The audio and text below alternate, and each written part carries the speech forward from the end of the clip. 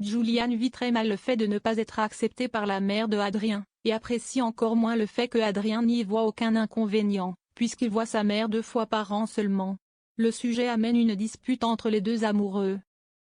De son côté, Eric explique à Margot que, contrairement à ce qu'elle croit, Juliane tire Adrien vers le haut. Grâce à lui, il est monté sur scène et Juliane lui a même décroché une date dans un festival. Margot est impressionnée et rejoint Adrien et Juliane au Comet pour réellement faire connaissance avec Juliane. Ce dernier et Margot se présentent mutuellement leurs excuses et demandent à Adrien de communiquer davantage avec eux à l'avenir, puisqu'ils ne savaient rien l'un de l'autre avant de se rencontrer. À l'auditorium, Florence et Roman expliquent aux élèves que Melville est un violeur et qu'il est désormais blacklisté du monde de la musique. Roman l'a viré. Ils alertent les élèves au danger de ce milieu. Ils devront faire attention à identifier les abuseurs et à ne pas abuser eux-mêmes de leur pouvoir s'ils en ont un jour. Ils annoncent qu'ils vont réfléchir tout au long de la journée à la suite des auditions. Les élèves vont voir Victoria pour lui réclamer un référendum. Tess et Eden ne veulent pas garder leur présélection qui a été décidée par un violeur et estiment que tout le monde n'avait pas les mêmes chances. Solène veut garder sa présélection et rappelle que la plupart des présélectionnés n'ont pas couché avec Melville. Eliman est inquiet de la volonté de Sultana de faire de la musique séparément car leurs goûts musicaux ont évolué.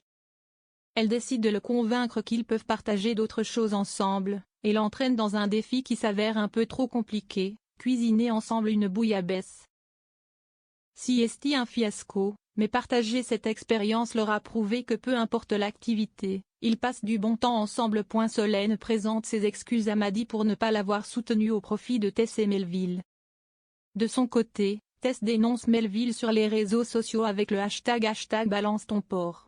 Elle présente ensuite ses excuses à Maddy, qui lui reproche de ne pas avoir fait les choses dans le bon ordre et d'avoir cru que Melville allait la signer dans le label de Roman. Tess reconnaît ses erreurs et Maddy reconnaît que Tess n'a pas un mauvais fond. Elle n'est cependant pas encore prête à lui pardonner. Maddy demande à Élise de l'accompagner lorsqu'elle portera plainte, et avoue prendre conscience qu'elle pardonne toujours aux hommes fragiles et torturés. Élise accepte et lui explique qu'il doit y avoir une raison si elle est attirée par ce genre de garçon. Maddy en veut à Nils qui n'a pas été là pour elle depuis une semaine alors qu'elle était au plus bus.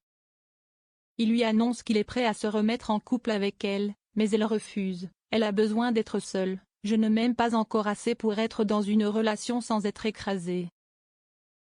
Finalement, Roman annonce aux élèves que tout est annulé. À partir de la semaine prochaine, il les auditionnera tous un par un malgré son planning surchargé. Solène est furieuse et quitte l'auditorium en trombe.